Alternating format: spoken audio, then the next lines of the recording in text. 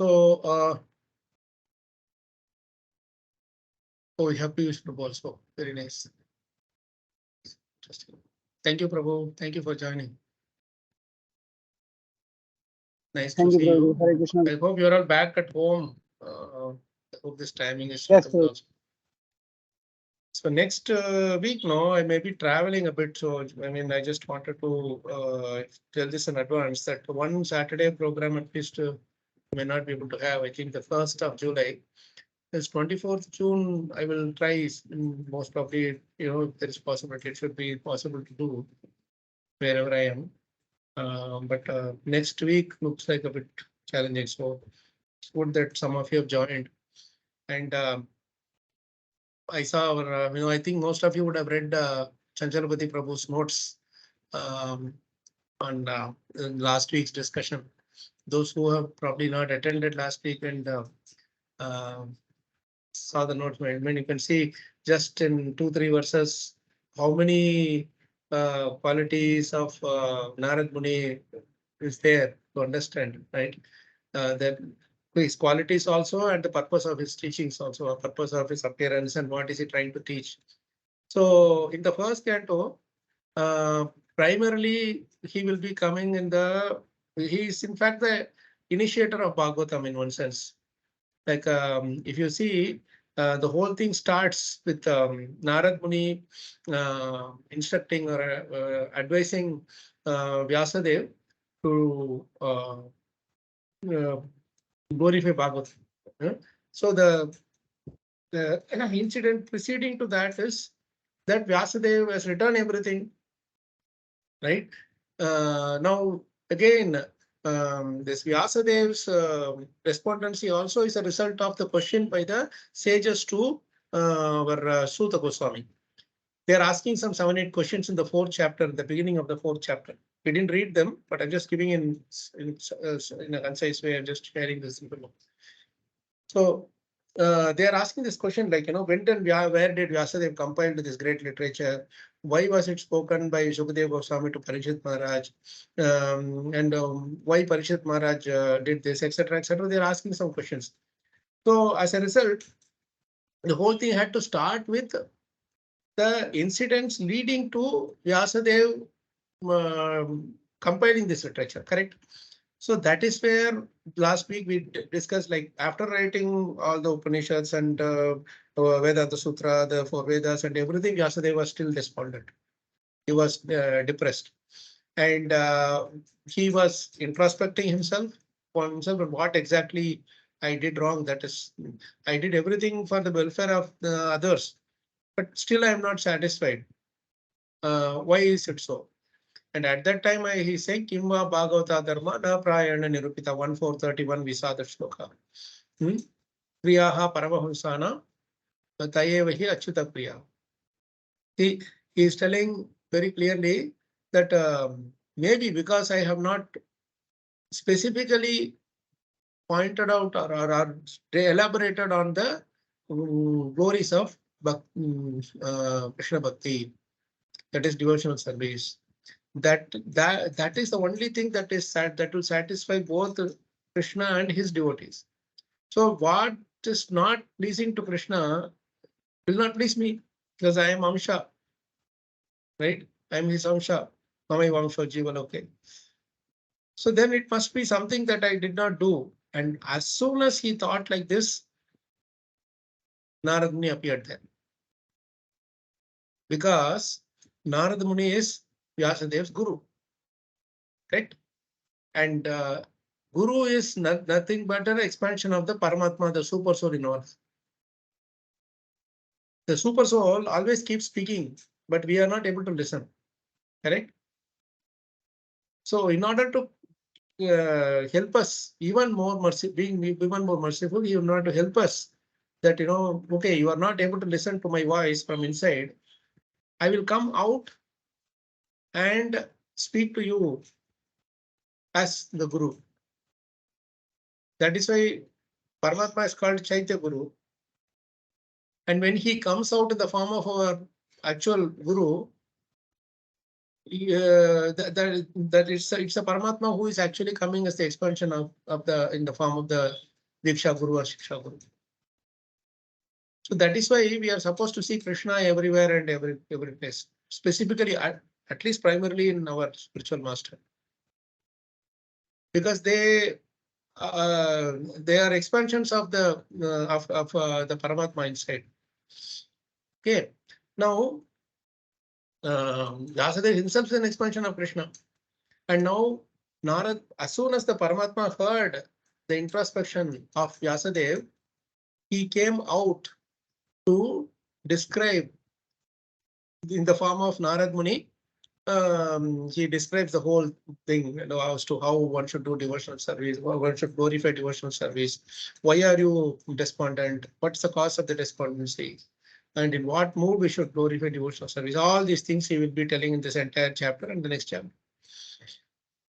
This is the most merciful form of the Paramatma, because what happens is, as Paramatma, many times, suppose Narada Muni is, Vyasadeva is a very, exalted personality, personal incarnation of Krishna, all that is there.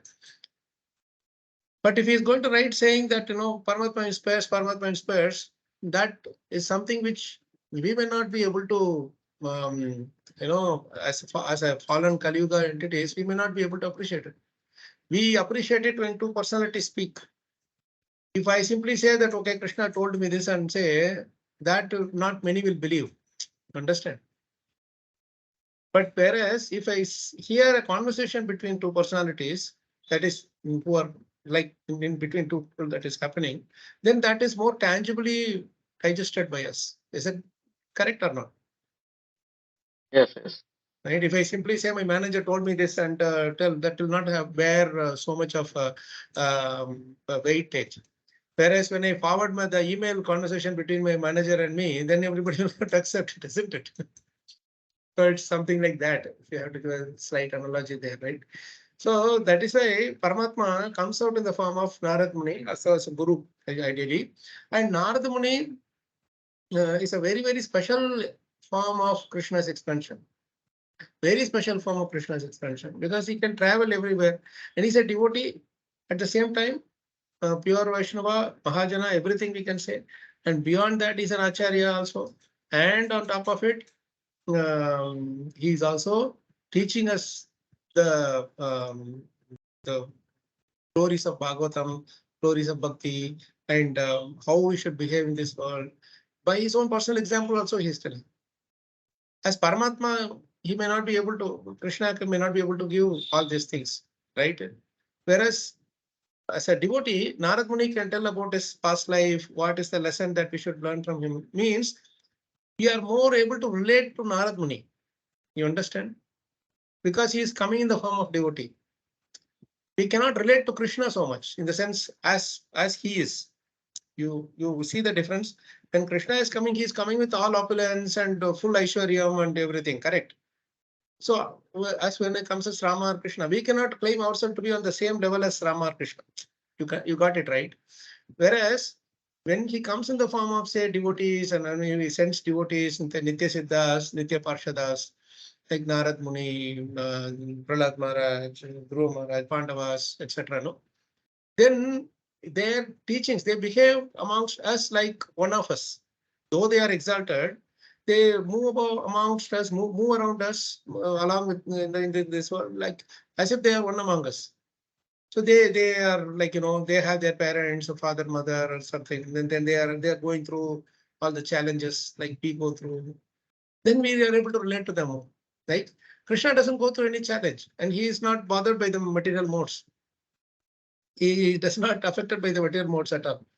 So we cannot relate in that sense. Like, Krishna will not understand our pain. We cannot understand his transcendence. How will it work? So that is where these acharyas, great acharyas like Prahlad Maharaj, Dhruva Maharaj, or Bali Maharaj, and Amrish Maharaj, and Narad Muni, they all act as a bridge between us and Krishna.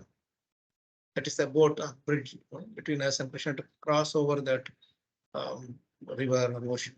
So, so with that thing, now he arrived at the cottage of Vyasadeva, Vyasadev's ashram in Badrinath, Trikashram, where he is sitting and meditating. And as soon as he came, Vyasadeva does all the needful thing, respect that is to be offered, right? To the spiritual master. So he arrives, he washes his feet and gives him a nice place to sit, so that he can be comfortably seated. And then he is waiting to hear from him. That's when this whole chapter starts. Now, this chapter we may not be able to read fully because we are mainly focused on Narad Muni's thing, right? If you read this chapter, as I told you, it will take minimum 2 years, 1 to 2 years of because we are doing weekly once or twice maximum. So it will take minimum 2 years to read through this chapter. Because this chapter and the next chapter are actually the foundation of Srimad Bhagavatam, or the seed of Srimad Bhagavatam, if you have to call it. Because this is where Narada Muni is sowing the seed of that idea, the instruction to Vyasadeva that this is what you should write in Srimad Bhagavatam. So these two chapters are the synopsis of the entire Bhagavatam. Whatever needs to be expanded by Vyasadeva in the entire 18,000 slokas is condensed and summarized by Narada Muni in these two chapters. So we may not be able to go through each one. Each sloka will take, I think, 1 week minimum. If you take also, it will take 2 years to complete these two chapters. So let's keep this separately for another assignment. Just these two chapters only. But what we will do is we will try to quickly read the translations and gather what is Narada Muni trying to insist on here, and we'll have to go through that. At least this chapter translations we should read. The verse and translation we should read. If you go into the purport, we'll get caught up in that maze of purport. So I myself am restricting as much as possible to not get into these things. Otherwise, we will just get lost. I mean, lost in the sense, lost in the transcendence, right? So what I will do, we'll just read the verse and translation and take out what is Narada Muni is giving us, what the instructions that Narada Muni is giving us. So first sloka. So who would like to read this sloka now? And translation. Hare Krishna Prabhu, Yes, I'll try. And Antaryami 1 minute, here. Prabhu. 1 minute, Prabhu. Rajesh Prabhu, you can switch off the Devanagari and purport. Most of them will be able to read from English. Thus, that way it will be easy to just skim through. And I mean, this is in no way stopping you from reading this chapter on your own, at your own leisure, and ask questions or share your realizations. You can all do that wonderfully in our Vichar group, WhatsApp group. But for our current sake, we just have to keep going the way. So, Antaryami Prabhu, you wanted to do it? Yes, Prabhu, I'll try. Yeah. Please go ahead, Prabhu. Sutta uvacha athatam sukham asina Atatam sukham asina, Prabhu. asina.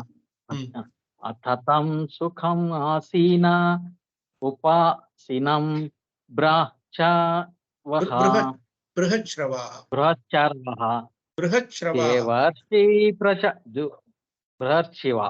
Yes, Prabhu. Devarshi praha viprarshim vina pranita smayan eva. Nice, Prabhu. Just try to follow this meter, Prabhu, simple meter. It is our Anushtup meter. Suta uvacha atha tam sukhamasina upasinam brahachravaha devarshe praha viprashim veena pani smayanniva. We can read the translation now, Prabhu. Okay, Prabhu, very nice. Yeah, sure. Translation, Srila Prabhupada teacher. Sutta Goswami said, "Does the sage amongst the gods, Narada, comfortably seated and apparently smiling, addressed the Rishi amongst the Brahmanas, Vedavyasa. Devarshi Praha Viprarshi. Devarshi is Narada Muni, Brahma, Viprarshi is Vyasadeva. So now the one most important word is Brihacharava. Brihacharava means, Prabhupada writes in the word for word, is that greatly respected. Narad Muni is greatly respected in all the three worlds for his transcendental knowledge, for his mercy, and compassion, for his bhakti and complete attachment to the Lord, and completely detached from anything material. All these things, he's having everything, all the qualities. That is greatly respected. So, but apparently smiling is a very interesting thing. See, even you will know that Krishna was also smiling at Arjuna, and Arjuna was asking a lot of questions and expressing his inability to fight and all those things. No? In the first chapter of Gita, there also Krishna smiles, right? So, what does this smile indicate?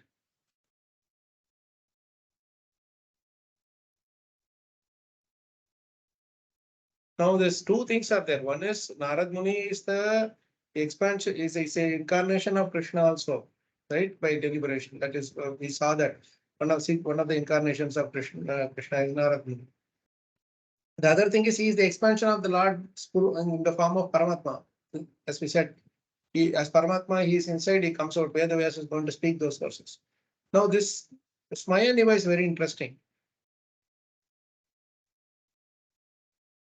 Why is he smiling?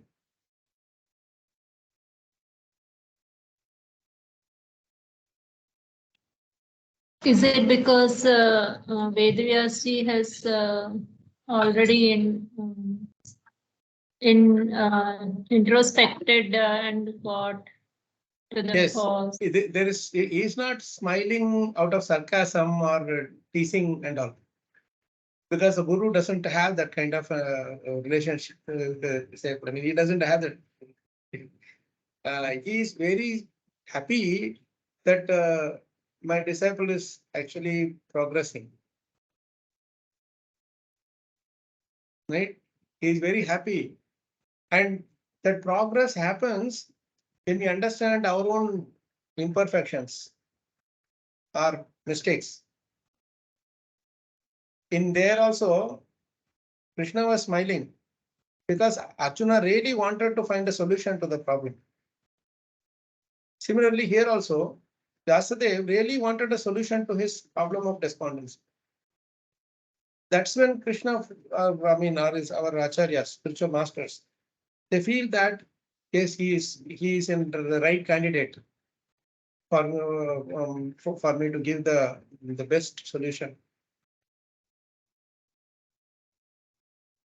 So that is the primary thing about, and the other thing is he also knew that about what Vedavyasa is doing.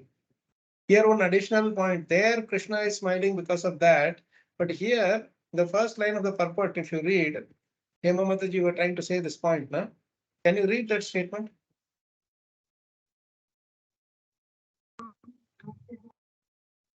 Narada was smiling because he well knew the great sage Vedavyas and the cause of his disappointment. So the cause of his disappointment, cause of the problem, he knew that he wrote everything, but not highlighting the core thing about devotional service. He wrote all karma kanda, jnana kanda, personality, everything he wrote. Specifically about Krishna Bhakti, he is not really pure Bhakti, Shuddha Bhakti is not glorified about it. That is the cause of the disappointment. But why he is telling, he well knew the great sage Vedavyas.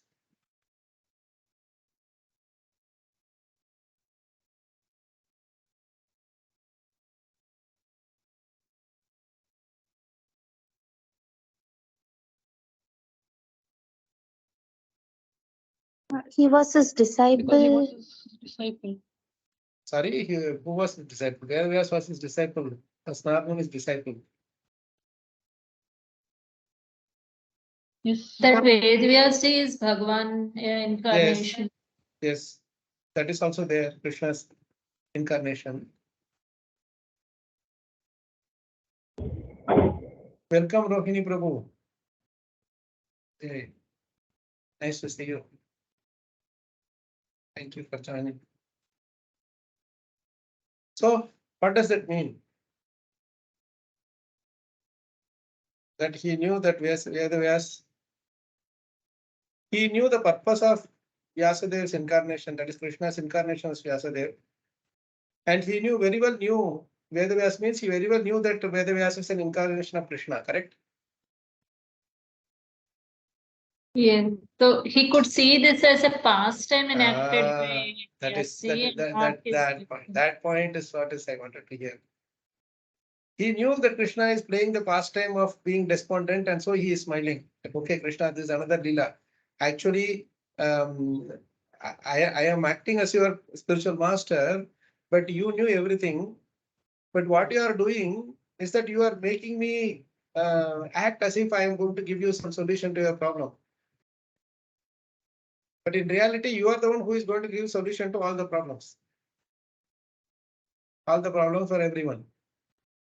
So there is a hidden thing, even in the case of when Narad Muni and that Brahmana, both of them come together in the darbar in Dwarka, no?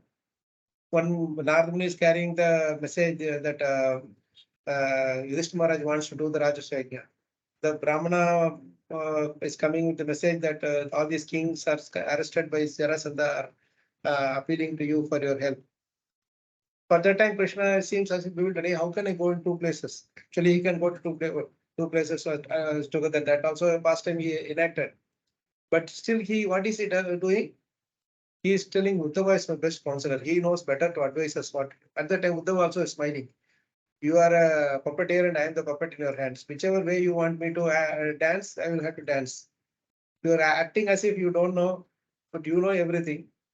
So, but still, because you have engaged me in your service, I am doing this. I am doing this seva because you wanted me to do this. So that's what this first line indicates. Yes, Prabhu. Yes, you have raised your hand, Prabhu. Hare Krishna, Prabhuji. Yes, Prabhu. Is it that my understanding means one point is that it's also that bhakti can be only be given by the devotee. Sorry, Prabhu. Pure- Bhakti can pure- be only by the devotee. By bhakti can be given only by the devotee. Correct. Maybe so. It is also Krishna is also emphasizes that point through this. Sorry, what is Krishna doing?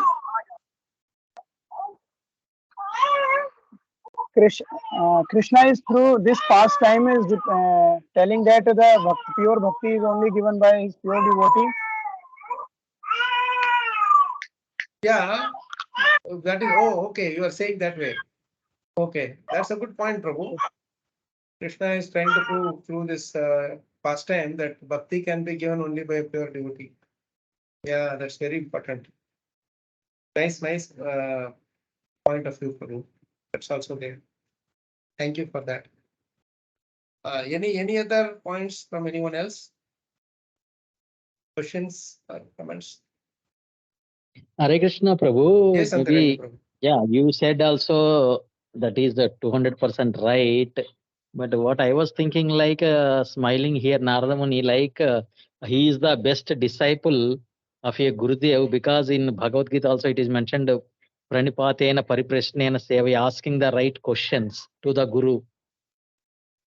Yes, So, definitely. yeah. Other than Krishna, no one Yeah. can be a best disciple. No?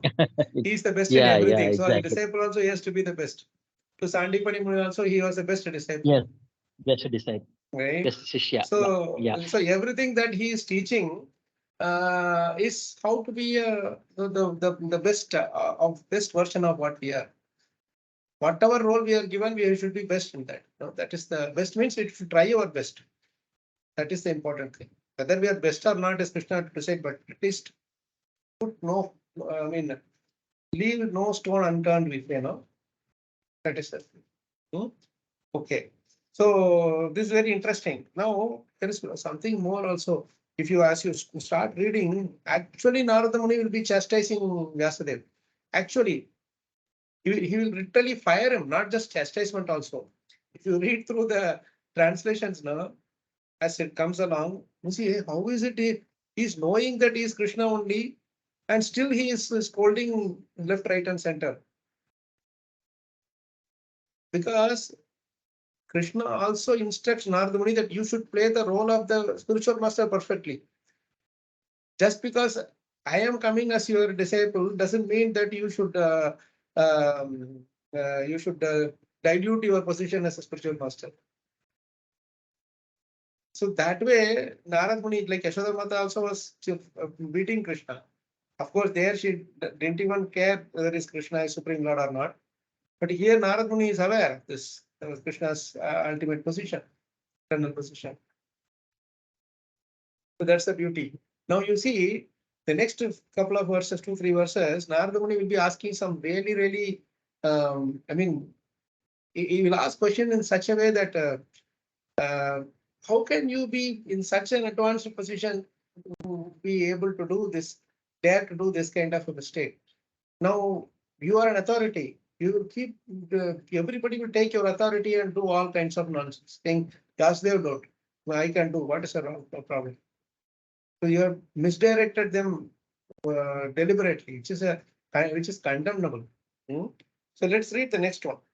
This is a beautiful verse here. Now Narada Muni is comfortably seated.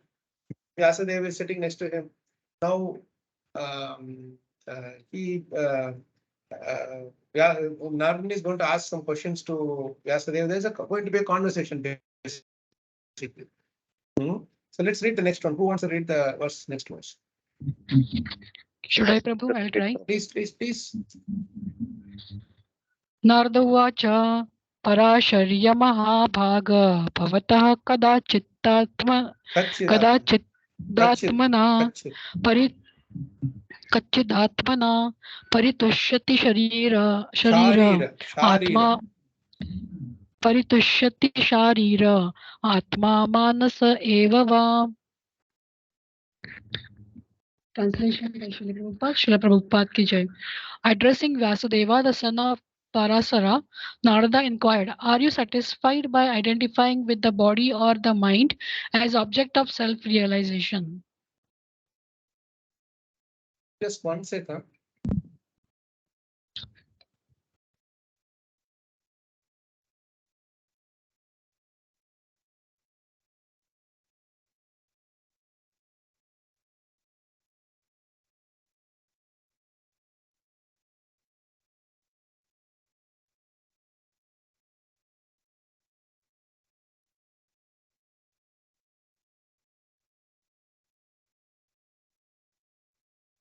I'm sorry about that.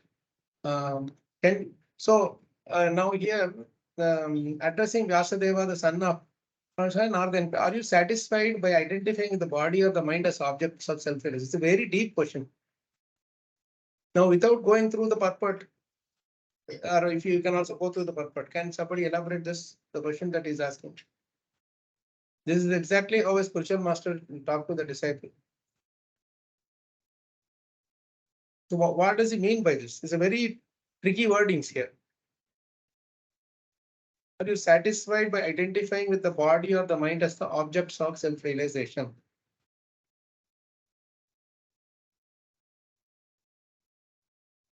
Very deep. This one question, if you answer, we will know entire Bhagavatam. That's why every Bhagavatam verse is a Bhagavatam. Yes, Mataji? Is he asking that who am I? Are you identifying yourself with the body or with the mind? Who am I? Okay, you should elaborate a bit more on it. That who am I is are you identifying? Identifying means what?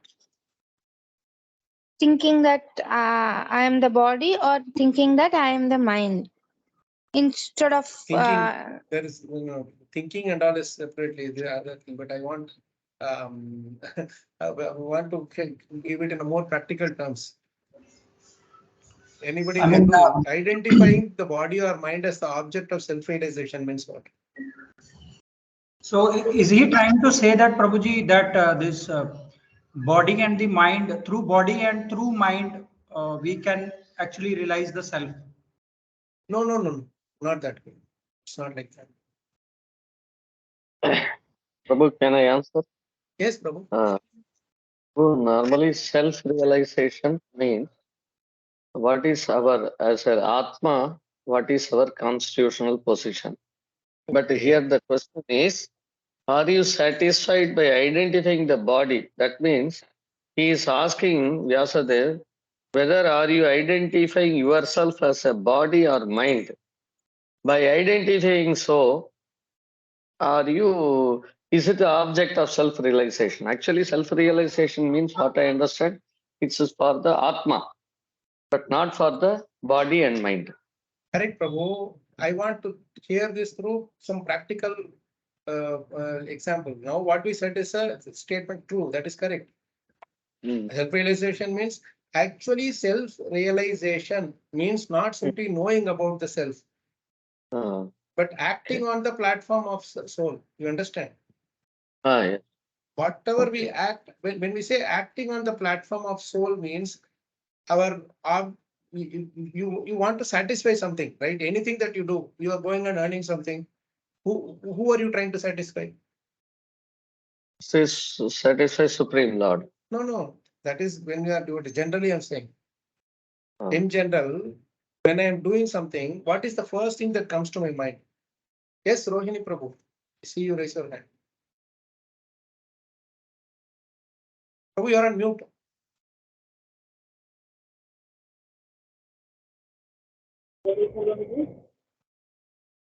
Now you are unmuted, Prabhu. Oh, but still you are not able to hear him. I think that same problem we had last week with Chitra Matali. There is some issue, Prabhu. Is it possible for you to? We are not able to hear you, Prabhu, when you speak, even though you are unmuted. Can you see if your device settings is fine? I see Hemavati Mataji, right? Yes, Prabhuji. Yes, Mataji. Prabhuji, here I'm trying to understand it as Vyasadeva ji has written all the scriptures earlier, and he has given options for different people at different level. So was he being identifying the people who are at different levels in their intellectual thoughts, who are at their different levels in their spiritual understanding? So if he was seeing that kind of distinction in the people. You are coming there, Mataji. You are almost getting there. But let's go So from the was beginning. he identifying with the body and mind of the other people for whom he was writing? Now, the point is, when we are identifying as the object of satisfaction, he's saying no, object of self-realization is object of satisfying the self, basically. Right? Who are you focusing on satisfying? I am eating food. What is the purpose of eating that food? Who are you trying to satisfy? I am sleeping. Right? Who are you trying to satisfy? Oh, if I don't sleep, I will die. That is what I'm thinking, which means I am on the bodily platform. Right? On the other hand, if you think that, oh, if I don't sleep, I will not be able to do service to Krishna. I will not be able to practice bhakti with a tired body. This body is an instrument. But what I am saying is, I am seeing everything in relation to Krishna. You understand? So that is the thing about self-realization. When you see ultimate object of satisfaction, it is the Atma. So I am doing everything for the satisfaction of the Atma. So I will be on the soul platform. I will not be looking at the body. Oh, I am so and so person. I have to have this breast. So when we are on the body or mind platform, I will be more worried about say, oh, my status in this world, my body, something is my organ, something is not working. Oh, I will die. These kind of things, these are everything, the happiness and distress in relation with this happiness and sadness or unhappiness in relation with the body and the mind. I'm only focusing body and mind as the object of my activities, whatever I'm doing. You understand? I'm going and helping somebody. That is naturally for the Atma to help others. Whereas what I see it as, oh, I help others, they will become my friends tomorrow. They will help me. I think that so many different things will be there. So those are all give and take things which we are doing without expectation. We are supposed to do, but we are doing with expectation. So all these are in relation with body and mind. So when we are on the when we are our object of satisfaction or bringing happiness is for body and mind, then we will see others also in that same perspective. So Vyasadeva is trying to show it to us that, hey, I wrote this Purana for people in the mode of ignorance. I wrote this Purana for people in the mode of passion. I wrote in Vedas also, I wrote this Karma Kanda for people who are in Karma. Jnana Kanda for those who are after Jnana. Like this, I was dividing it according to different people's mentality, I was dividing these things across. So they are all, mentality means mind. The three modes means body and mind together only. It's the three modes that determine our mentality on the bodily platform. So I am seeing them as somebody made of the modes. I'm not seeing them as Atma. That is what the point is here. In Bhakti, we are supposed to see everybody as spiritual souls, spirit souls. Only when we see them in that platform, we will be able to perform Bhakti properly in the right way, as it would please Krishna. I can chant how much ever I want, I can read how much ever Bhagavatam I want. But if I see people on their status in this world, on how they appear, or what is their background, by a financial background, or their the number of people that are surrounding them, or their followers, whatever, how much weightage they have in this world, the power or position they have in this world, all these things are under body and mind. If I see them as spirit souls, then I will not be giving instructions that will please their body and mind. You understand? That is what he was doing, and that is why he was despondent. And this understanding is on the platform of Uttamadhikari level of seeing everybody as soul. Correct. Then this is for Vyasadeva actually, but that he is on that platform. But for normal people, then we means we are not on that Uttamadhikari level as well. So whatever we speak and whatever we write or do, then definitely it will be for this three modes, within the three modes only. Correct. So should we stop doing such activities like that, or just No, you see, it's like this. You study for some time, you may get 10%, 20% mark. Then you study harder, your percentage will increase. You go to some special classes or tutorials or something, and then you increase it to 60%, 70%. Ultimately, 100% thought is called Uttamadhikari. 100% you are able to see everybody at all times and place and circumstances, everybody on the soul platform, that is Uttamadhikari. If you are able to do it in 30% of the time, 20% of the time, 5% of the time, that is all at the beginner stage, whatever. Slowly, we increase the intensity of our or the correctness of our vision, then we will be able to achieve perfection. So Bhagavatam always keeps the highest standard as a goal, and slowly, gradually takes us from step by step all the way up. You get it? So we should never think that, hey, this is not for me, this is not for that person, etc. These are all things which is prescribed in general, like what a brahmachari will do, what a grahastha will do, etc. Even many things that Bhagavatam talks about as grahasthas. I think there is some little disturbance. If you are, if it is possible for you to mute, then I think the echo will not come. Thank you, Mataji. So Bhagavatam is taking a step by step all the way up there. It is not telling that, you be a perfect Madhyam Adhikari, you will be all right. You will be able to achieve perfection. No. The different stages of Kanishta Adhikari, Madhyam Adhikari, Uttam Adhikari is state at some stage where we'll be in our life, in our devotional path. But that does not mean that I will just be a neophyte and achieve and go back to Golokunda. Because I'm not able to see Krishna everywhere. I'm able to see only in certain places, right? My narrow-minded thinking. If I go to Golokunda, how will I be able to see Krishna in everybody? I will not have entry there. I will not be given entry permit there. You got it?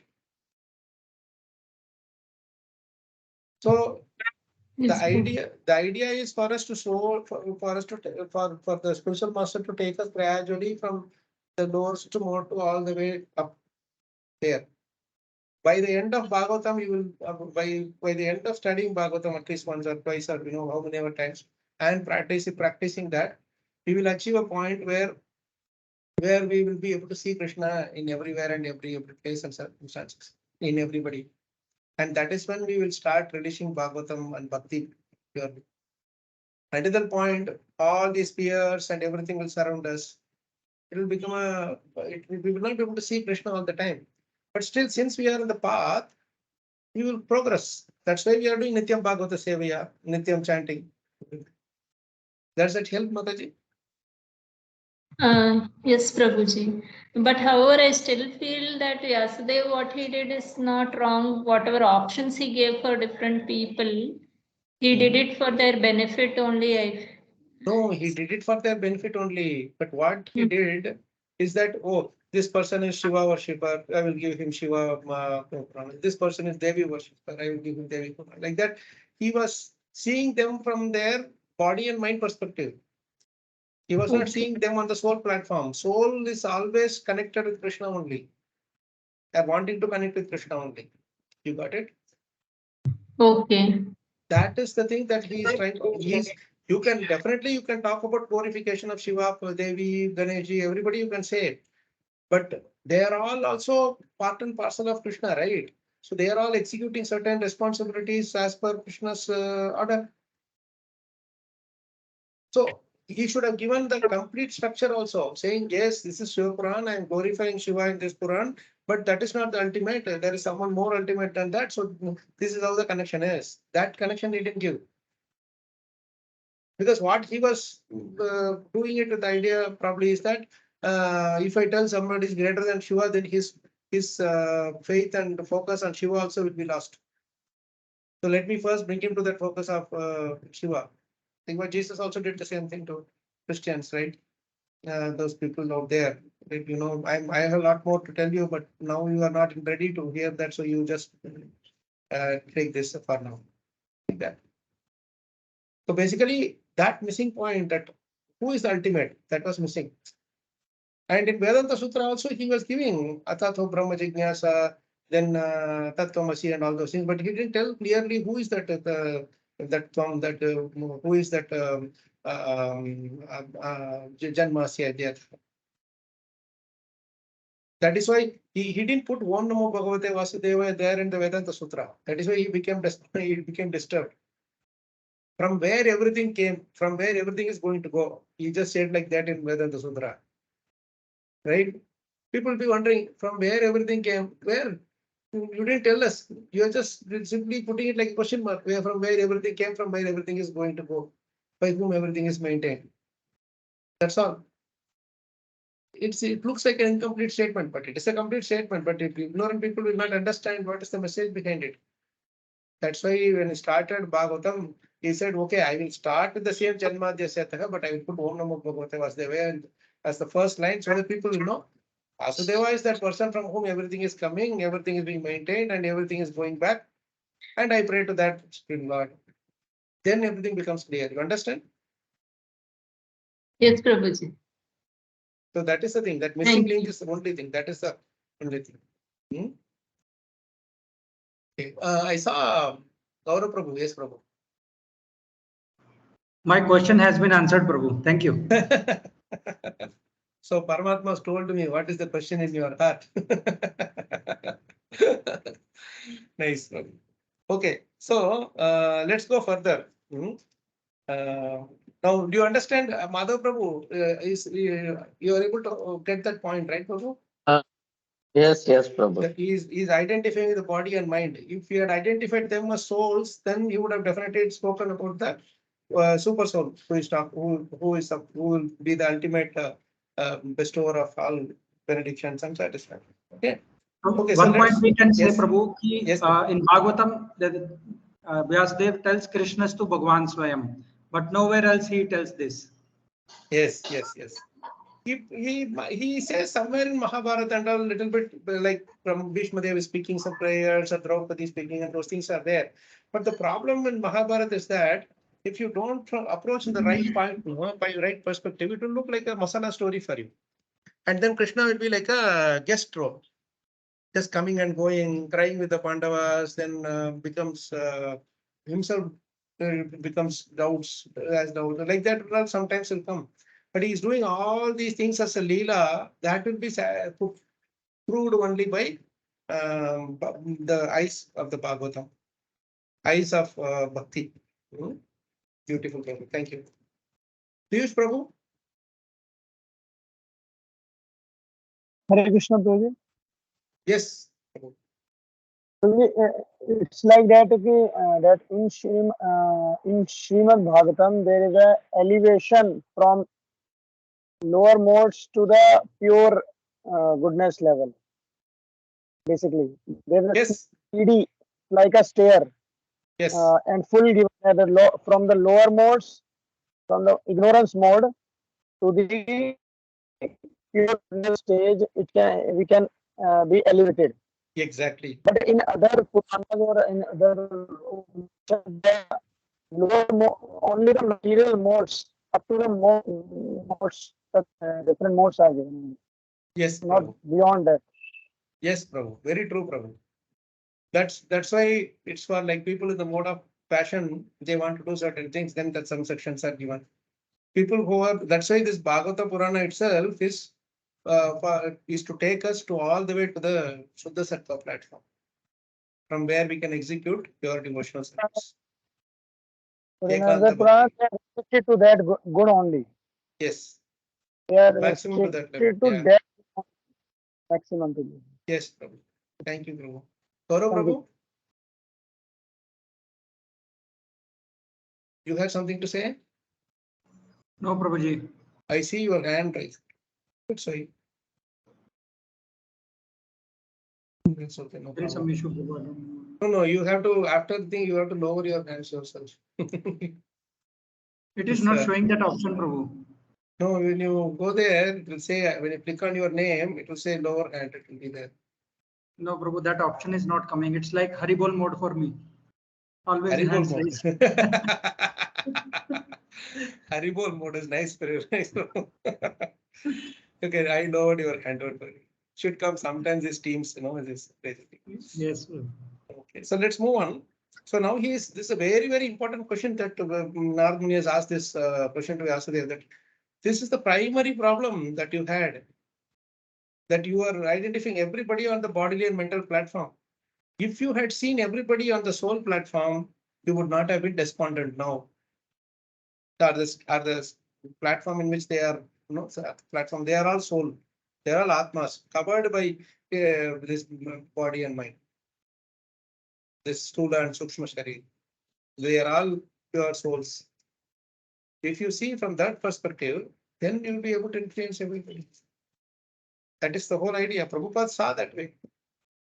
And that is why he was able to impress upon even those who didn't know any idea about our culture, the Vedic culture, they were able to take it up seriously because of his vision, drishti, Srividya Mataji, yes.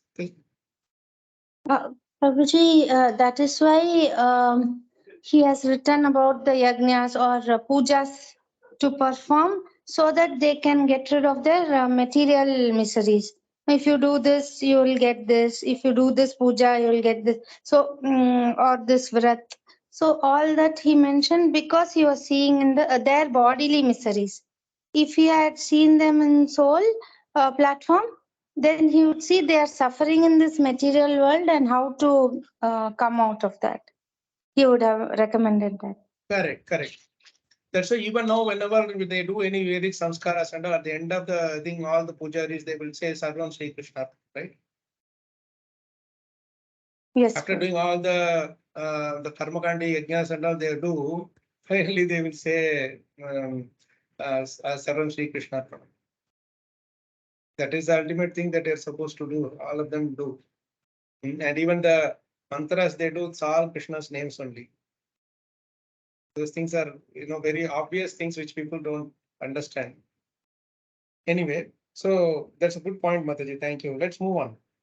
Next one. Let's go Prabhu, one quickly. question. Yes, Sorry, Gaurav. Prabhu. Yes, Prabhu. So, Prabhu, how do we understand this? I mean, Srila Vyasadeva being an incarnation of Krishna, I mean, the expansion of Krishna, how can he make mistakes? So, how do we understand this, Prabhu? That's why this is Leela, Prabhu. Okay. He is deliberately doing this. He is in that form. He is actually doing this, so that through that pastime, he will teach us a very, very important lesson. Okay. You understand? Okay, If it was a normal jiva doing it, then we will just push it aside, saying, "Hey, he's a jiva. He can make mistakes." We will not take him seriously.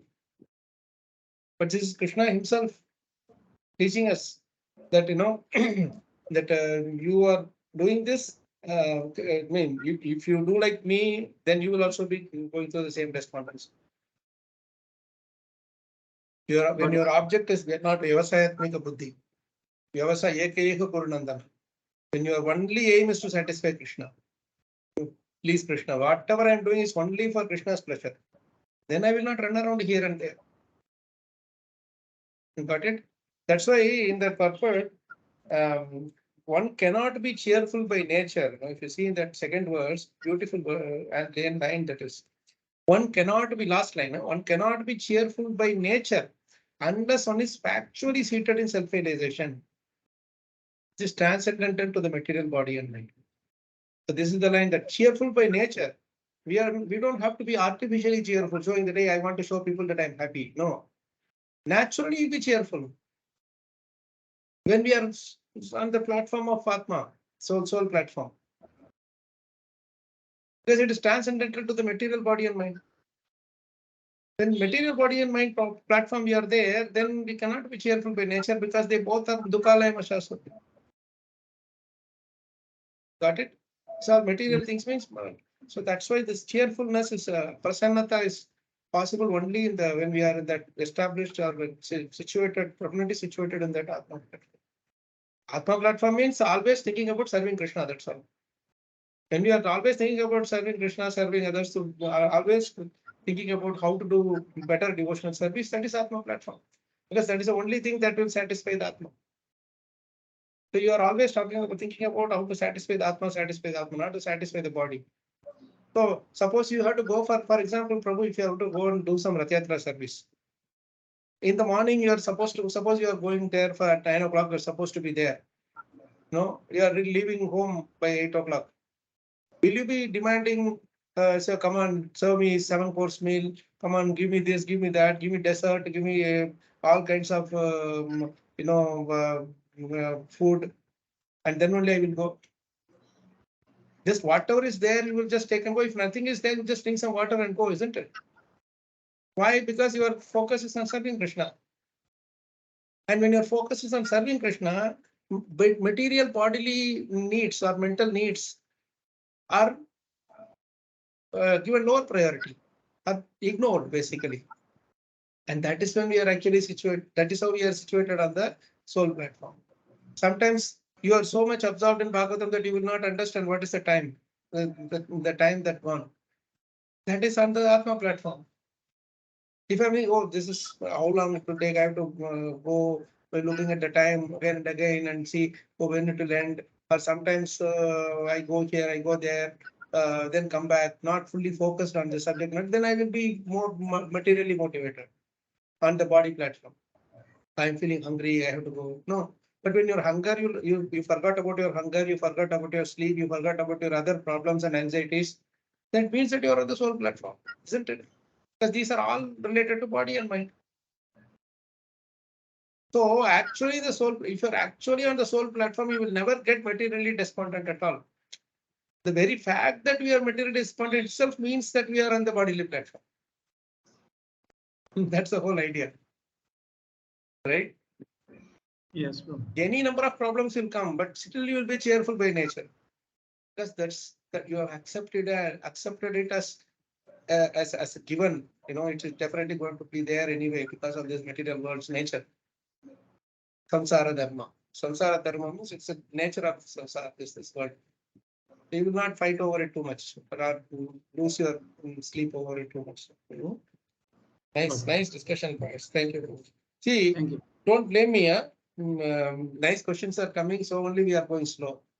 Nice discussions are happening. That's why, actually speaking, this one shloka itself is so deep. Are you satisfied with the body or mind? That isn't so deep. Okay, let's move further. Up to 10 shlokas at least we should be reading quickly. To make it short, I just request devotees to read only the translation. Make it quick because the time is also the essence.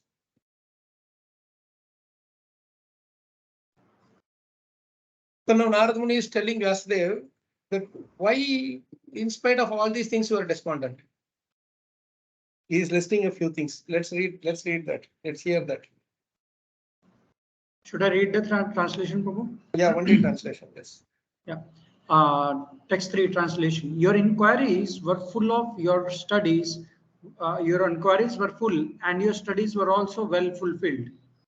And there is no doubt that you have prepared a great, wonderful work, the Mahabharata, which is full of all kinds of Vedic sequences elaborately explained.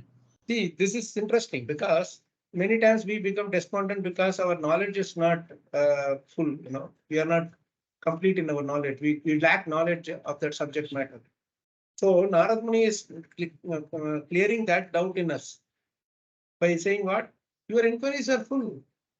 You are who can write such a great epic as Mahabharata?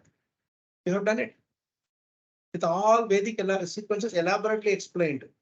In other words, if one particular statement is there in Vedas as a story, through a story or through a discussion, it is explained so nicely in detail in Mahabharata. Like Yudhishthira Maharaj will ask some question and Daumya Rishi will answer, or something like that will happen always. Or Bhishma Dev will answer Yudhishthira Maharaj. All kinds of things will be there. You have written so nicely. Who will complete this? You should actually be satisfied after writing this. Why you are not satisfied? I fail to understand. Right? This is again a beautiful question. Now let's go to the next one. Who wants to read the next one? Sorry, Prabhu, I have one question here. Yes, go ahead. I love questions. So, I don't know the answers though, but I love the questions. So, Prabhu, the thing is, here it is mentioned that, compiling the Mahabharata. So, Mahabharata includes the Bhagavad Gita as well, right? Yes. So, then again, we are not comparing.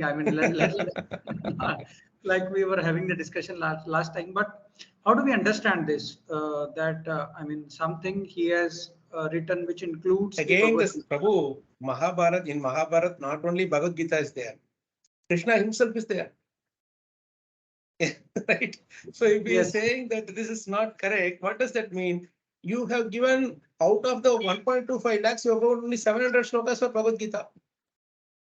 They will enjoy the pastime, this Draupadi is past this thing, or war. You have given so much detailed explanation of the battle, who killed what, who killed whom, and all kinds of things that you have talked about. In that only 700 shlokas, you says who will read that? They will just ignore it. Come on, we will. It's like we are all skipping some particular chapter in our subject. No, like that they will just skip it. Krishna also is coming like a guest role only, guest actor only. So nobody will take him as the Supreme Lord, the Supreme Personality of Godhead. Param Brahma, Param Dham. That's the whole idea. He is not actually putting the, actually speaking, Prabhu, after reading Bhagavatam, if you go and read Mahabharata, Vedas, and they will be a lot more sweeter. Because you will see from the perspective of bhakti. Whereas when you see it from other perspective of the dry jnana, yoga, and all those things, no, mystic yoga, those things, then it will become very dry thing, or some imaginary thing. People like a lot of these this Mayavad people are proposing that these things didn't happen. It is just some imaginary story somebody has written and those kind of things, right? So we will also become like that. But when you go through this through the eyes through the Shastra Chakshu, they call it, no? Bhagavata Chakshu. When you are seeing through the eyes of Bhagavad Gita and Bhagavatam, then you will see that's why Prabhupada is the first one. I don't know if he's the last one, but he's the first one who wrote that the entire Mahabharata was written to glorify Bhagavad Gita, to highlight Bhagavad Gita. But unfortunately, people leave that portion alone and take everything. Does that help, Prabhu? Yes, Prabhu. Thank you, Prabhu. Thank you, Prabhu. So let's go further. Who wants to read the translation next one? 4.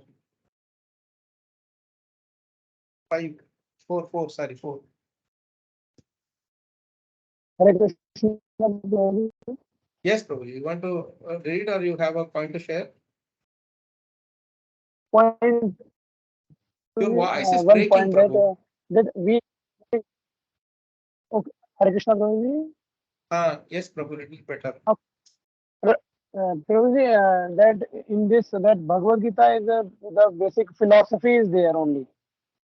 So we sometimes generally skip that philosophy part. But people maybe that's They the just want point that pastime. They want they pastime. skip that. Leave the yeah. Yes, That's also that's true. the part. Yeah, true. Very true. Prabhu. Thank you. Let's move Okay. on. Who wants to read now?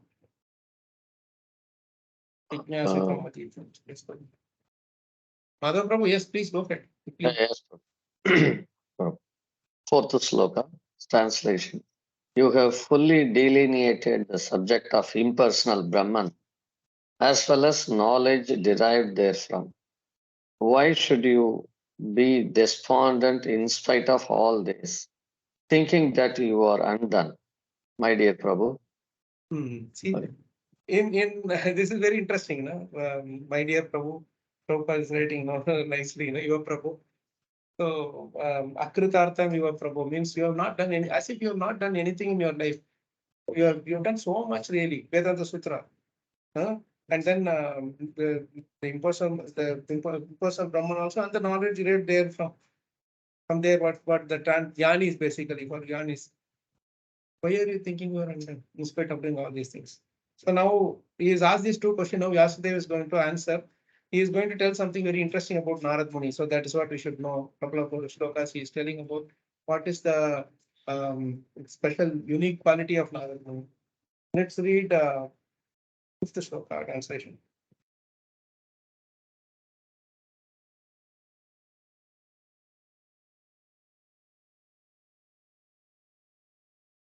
Who is coming now to read? Antaryami Yes, here, Prabhu. Prabhu. Yes, Prabhu. Antaryami. Go ahead. Yeah. And Hema Mataji Translation. next one. Fifth sloka translation. Sri Vyasadeva said, all you have said about me is perfectly correct. Despite of all this, I am not perfect. I'm not pacified. I therefore question you about the root cause of my dissatisfaction. For you are a man of unlimited knowledge due to your being the offspring of one Brahma, who is self-born without mundane father and mother. So this is very beautiful. You are a man of unlimited knowledge. You know everything. So he is telling, you have perfectly understood me also. So this is very interesting thing that he said, yes, you under. No, suppose I go and glorify somebody who you have done this much, you have done that much. A real person will not immediately. feel satisfied about it. Oh, yes, yes, he is glorifying me. Thank you. Now you understood my greatness. That is what normal people will think, but real person will not think like that. You are glorifying me, that's all right, but I don't feel in the heart that I have served Krishna enough. I want to do proper service. That's what Vyasadeva is showing through this, that I'm still not satisfied. So he's glorifying Narada Muni as his birth is really special because he is born from Brahma, who himself is self-born. He didn't have to have a mother and father to grow. He came, Brahma came from Krishna. Krishna produced him by himself. Padma Sambhava he is called. And from Brahma also Narada Muni came by himself. He is deliberating on the pure bhakti, and then Narada Muni came. He deliberated on transcendental knowledge, and Kumaras came. Like that, they all come with certain attributes. That's right. Right. So now this is also his appearance is also glorified. Now let's go next. He's again glorifying further. Clause number 6. Hema Mataji. Yes, Prabhuji. My Lord, everything that is mysterious is known to you because you worship the creator and destroyer of the material world and the maintainer of the spiritual world, the original personality of Godhead, who is transcendental to the three modes of material nature. So now what is the other important quality that he is telling here?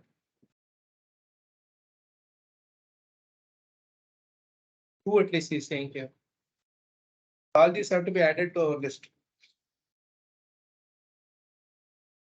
What is the first quality that is telling? Transcendental quality of Narada Muni.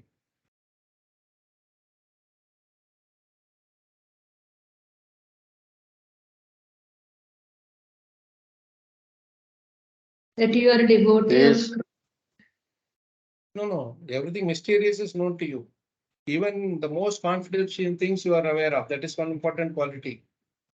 So that is what Veda Samasta Bhuhyam. That is the first thing. And the next thing is Upasitoyat Purusha Purana. Who is Purana Purusha? Purana Purusha, Pundarikaksha, Govinda, Hari Govinda. You heard it? Yes. There's that's a famous thing, right? So Purana Purusha is original Adi Purush, who is the original Purush. Govindam Adi Purusham Tamaham Bhajami. You are worshipping the Purana Purusha, Upasito. Right?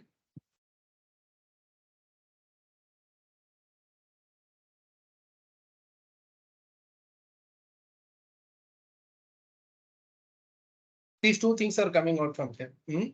Prabhuji, I have a question here. Yes, Here it is mentioned as because you worship the creator and destroyer of the material world and the maintainer of the spiritual world.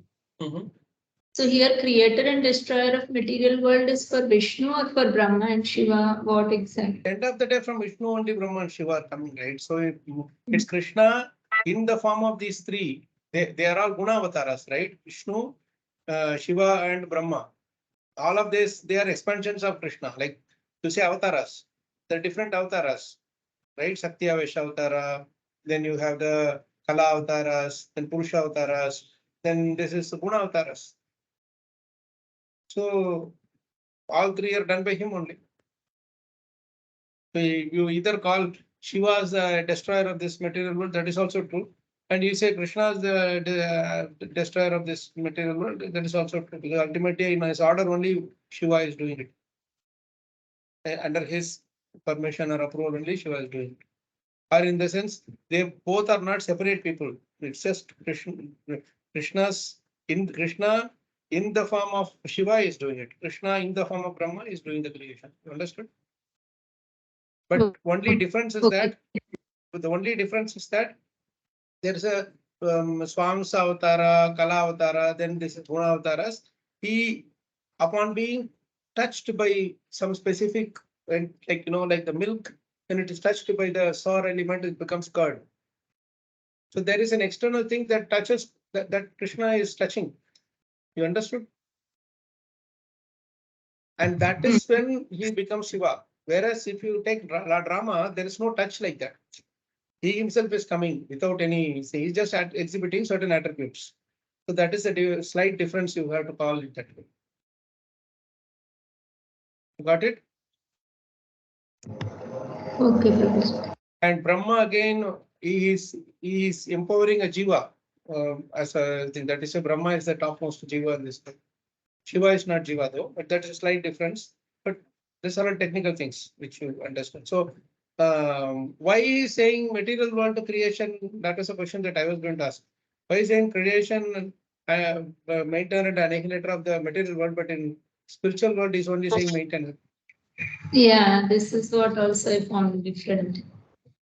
Because it is temporary, Prabhuji. Material No, world. there is no creation and destruction for spiritual world. No, he said creator and destroyer of the material world. So material world is temporary and Correct. spiritual world is permanent. That's why he's saying maintainer. Yeah, permanent means there is no creation, no destruction. That's what it means. Yes. Yes. It's always there. What Just is to be that? maintained. Chintamani. What is that? Chintamani Prakarasad Mushukalpurusha. Oh, there is one particular sloka in Brahma Samhita where it talks about the spiritual world being eternal, always there. Anyway, so that's something which you can find out offline. Let's go further. Now he is telling two important qualities which we got it. Now the next verse number 7. In this he will give some more qualities of Narada Muni. Who want to read now?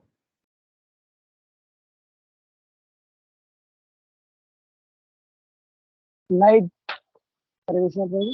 Go ahead, Prabhu. Like the sun, your goodness can travel everywhere in the three worlds. And like the air, you can penetrate the internal region of everyone. As such, you are as good as the all-pervasive supersoul.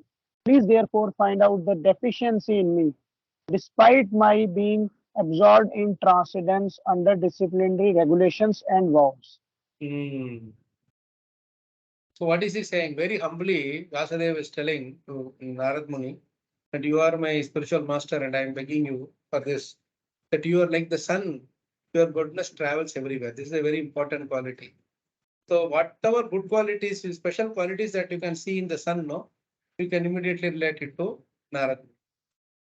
What are the qualities of the sun? It purifies Equal to everything. everyone. Equal to everyone, then Right. purifies everybody, everything. But purifies everything, but itself is not contaminated. That's the thing.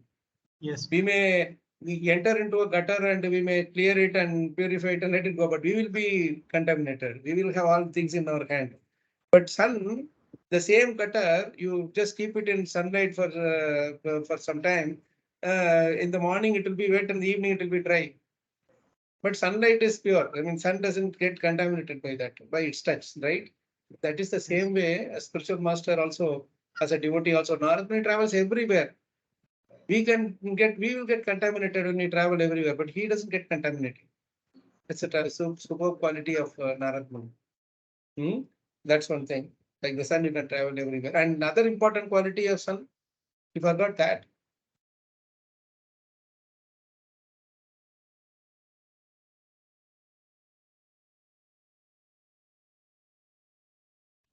He does not discriminate. That is He does also not there. Okay, discriminate does by not discriminate. Okay, then. Similarly, Narada Muni also does not discriminate. He can liberate Mrigari, Ratnakar also. He can liberate Dhruva, Varaj and Chidraketu and Priyavruta also. Okay. Then? It can remove the darkness. That is the most important quality. It can remove the darkness and bring light in our life now. That is a very important quality. Ajnana Timirandasya, right? So destroy our Jnana Deepena Pasvata. Tesham Yavanukam Patham Aham Ajnanajam Tamaha. That darkness of ignorance is destroyed by the illumination of knowledge. That which the sun does, same way Narada Muni is also same quality it does. Yes. It's beautiful. Next. Like for example, Prabhu, he is going to Asura's place also. He doesn't and- discriminate. Yeah, he goes to asuras also, he goes to devtas also, and anybody else. It doesn't have any discrimination. Beautiful point. Yeah. And somewhere else I read he also goes to somewhere like even Naragalokas Yeah. and even To Gandharva places. Loka, Narakaloka, Svargaloka, even Hiranyakashipu, Kamsa, Ravana, everybody has interactions with Narada Muni. Even Krishna does not have interaction so easily. That's why Sura, Asura, Idya. This is a beautiful phrase used for Krishna, for Narada Muni in Bhagavatam. Sura, Asura, Idya. Idya means worshipped. Puja. It's like when you do puja, and Ida means worshipping. So Asura and Sura, both of them are worshipping Narada Muni. Right? So the next example is giving is air. Like the air, you can penetrate the internal region of everyone. This is another beautiful thing. In other words, what does that mean? Hare Krishna. Prabhuji. Yes. Prabhuji, one of the qualities that when the sun is there, only when sun is there, we can see ourselves. A beautiful point. Yes. So, With the help of sun only, we can even see ourselves. Yes. So by your presence, I can see my own deficiencies and correct myself by your association. That is the beautiful quality. I hope these are all listed down, Prabhu. I'm all these beautiful explanations are coming from each one of you. So nice, really. I hope whoever is hearing the recording and preparing notes. Chanchalapati Prabhu is not here today. He said he won't be able to attend today. So Piyush Prabhu or someone can tell him. If you have the time, or anyone else would like to do it also. This is the, all these things are really important to record and note down. Okay, like the air, you can penetrate the internal region of everyone. What does that mean?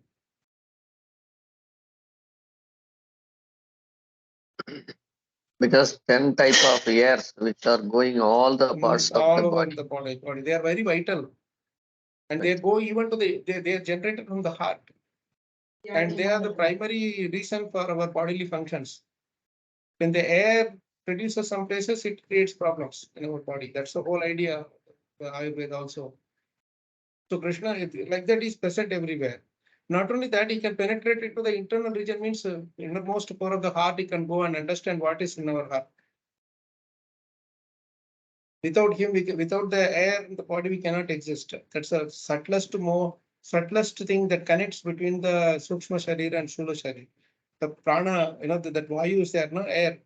That air is the one that connects the Sthula Sharira and Sukshma Sharira. That bridge between these two. So it's the most subtlest form of the element is this. In our body is these airs. The prana Vayu, Apana Vayu, Vyana Vayu, Dana Vayu, Samana Vayu, and other 5 subtle airs. Anyway, so like that, he can penetrate everywhere. So he knows what is happening where. These are all the qualities of the spiritual master also. Without even we telling our problem, they know. But they ask us so that we will reveal it explicitly. It's just something that they just want to see how frank and honest we are. Once my spiritual master was telling me, so as Mahavishnu Maharaj was telling me that to the extent you are frank with me, few of us were also there telling, addressing us. But to the extent you are open and frank with the spiritual master, to that extent the solution of the spiritual master will work for you. The same solution, but it will work only to the extent of our openness and frankness. The openness and frankness it comes from our faith, unflinching faith in the spiritual master. We are open and frank with somebody. Open means confidentially. Also, we can speak, no? So we can speak with them only when we have full faith in them, right? So that is very important for a spiritual relationship. Okay. Not only spiritual master, with anybody also. That's what helps actually. Maintain a good positive relationship. So then finally he is telling you're as good as the all-pervasive super soul. Means you know whatever is there in my heart. So even though you're asking me, actually, you know already what is in my heart. I can tell you only what I understand as my problem, but there can be something even beyond that. So you know that better. Please tell me what is the problem. This is how he stops. This is the last thing. Despite my being able, in spite of the fact that I want to do good for people, I want to give Krishna to everybody. See why it was not able to. Because your plan may be the right plan, your desire may be the right desire, but your execution was all faulty. That's why you are not able to. If a plan is also good, the execution is also good, then you will be happy. In execution, we make mistakes, then it becomes a problem. I can have the best tomorrow. I will cook this item, that item, etc., etc. I can say, but during actual cooking, if I put more salt, less sugar, or more spice, then the whole thing will go wrong, is it? That's how it is. Okay, I stop here. And any questions, comments, reflections? What Narada Muni is going to speak, you will see the next session. Let's just stop with this, with Vyasadeva being despondent. Let's be also despondent, or let's be also eager to hear from Narada Muni as much as Vyasadeva is.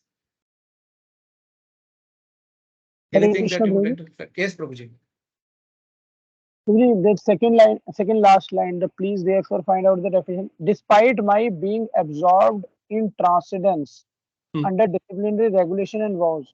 Being absorbed in transcendence under disciplinary regulations. Transcendence means he is beyond, but he is writing in the material modes. Means he has given.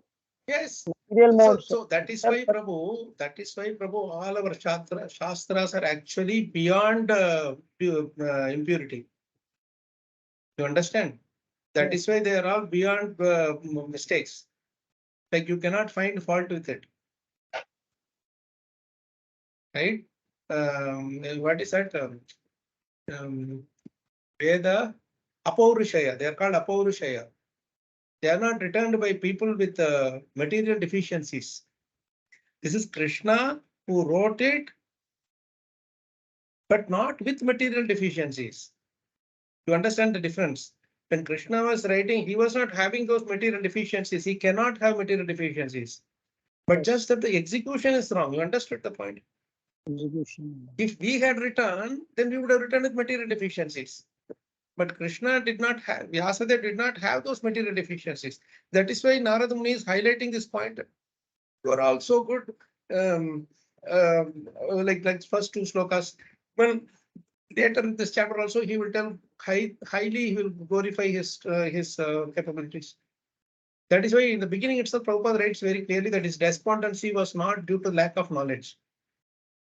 It's not due to the lack of understanding. Got it? He is just enacting a past time that if I write it with this understanding that, okay, I will do this for these people, do it for these people, then what will happen? Instead of focusing on one personality, focusing on multiple things, Ekkanti, stick, whatever, then how we will be disturbed? Because we are disturbed because the disturbance of the selection of the object. It's a beautiful verse will come in the 14th verse. Like the boat on its own doesn't shake. But if you leave it in the water, ocean or lake or whatever, without an anchor, then it starts shaking and moving, isn't it? Why? Because it is affected by the air, wind that is coming, correct? It just starts shaking and then moving slowly. But an anchored boat, will it move? It will not. Same way, if we are also anchored at the lotus feet of Krishna, anchored completely, Vyavasayatmaka Buddhi Eke Yoga Bandhana, then we will not shake. Our focus will be clear. We'll do our job perfectly. I hope that helps your understanding. This is the teaching that Narada Muni is giving us as we go along. So absorbing in transcendence is true. Vyasadeva was absorbed in transcendence, but he put all these things as if Krishna is not explained there. Deliberately, he has avoided. thinking that, oh, if I write about Krishna, these people will find it bad. They will avoid. They will go away. They will not read it. So let me put it in that way. Even in our case also, there are many times we have these kind of thoughts that, hey, if I tell about Krishna directly, then these people will not accept. Okay, we can't tell about devotional service directly, etc., etc. That also is a, that you may put it in a way that will be understandable for them, but in your heart you should not feel that there is something lacking in the devotional service of Krishna, that this people will not appreciate it. The best success rate is with Prabhupada. He was talking Chaitanya Charitamrita to those hippies who were not even out of their drugs in 1965 and 66. They all said it all just went over our head. We couldn't understand the ABCD of it, but we liked the Swamiji. Later they appreciated what he gave. You understand what is the thing? Right? You may be able to give certain thing, but your faith in it should not be reduced. That's not the point that is here. Maybe Krishna is not so, he's not that much of a important person here. We should not tell Krishna is God and all those things. We have our own concocted ideas about it. That is why many times our preaching is not effective. You got it?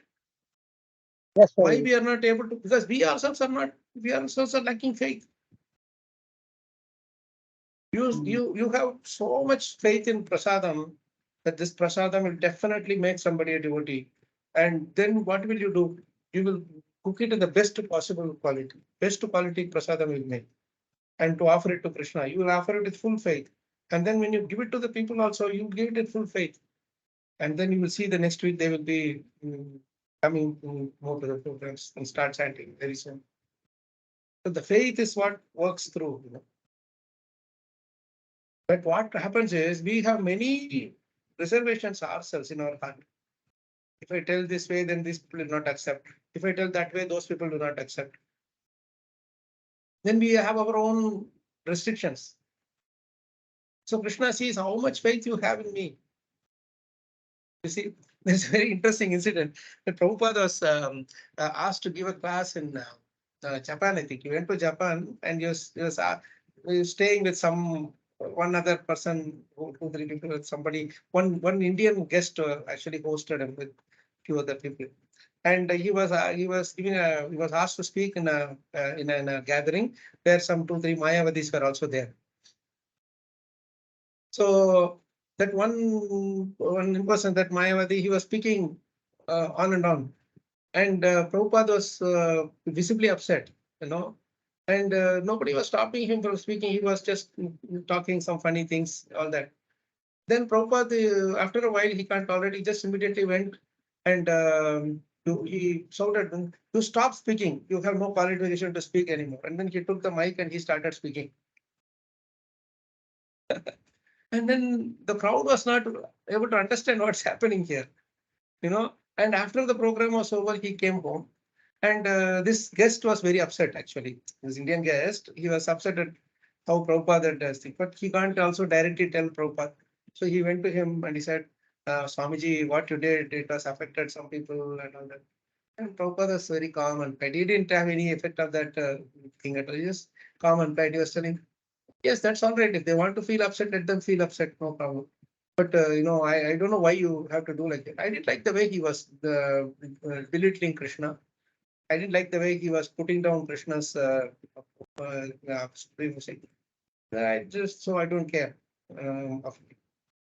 Then that just also said something like, I'm sorry, Prabhupada, and this, that. Just went off like that. He said, we may not be able to post you separately, you may have to stay with somebody. And then he went.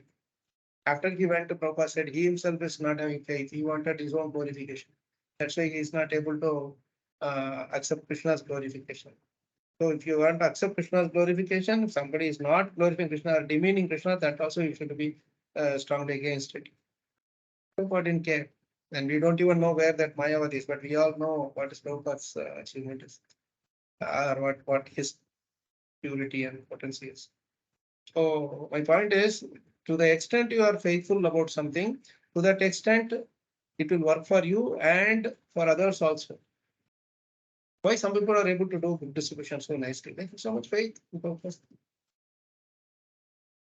Doesn't mean that those who are not doing book distribution, they don't have faith in Prabhupada. Like we are reading, this is also faith in Prabhupada only. We are reading, we are all getting together to read, specifically allocating some time every week. This is also faith in Prabhupada's books. So all both these things are very. If I say sometime like Prabhu, I am not able to get time for reading books, Prabhu, but I'm able to distribute books, then there is a problem. You know, if you are distributing books because of your appreciation of Prabhupada's writing, then that is the real thing, right way. You are distributing because you are getting some name and fame. Also, you can distribute books. You are getting some Lakshmi, a lot of profit. That also you can distribute books. But you are distributing because you are appreciating the heart, the sweat and the blood that Prabhupada is poured into to write this thing, write this great literature. Then that is the real success. So like that it goes now. I hope that helps. Anything else? One final thing before we close. Wind up for the day.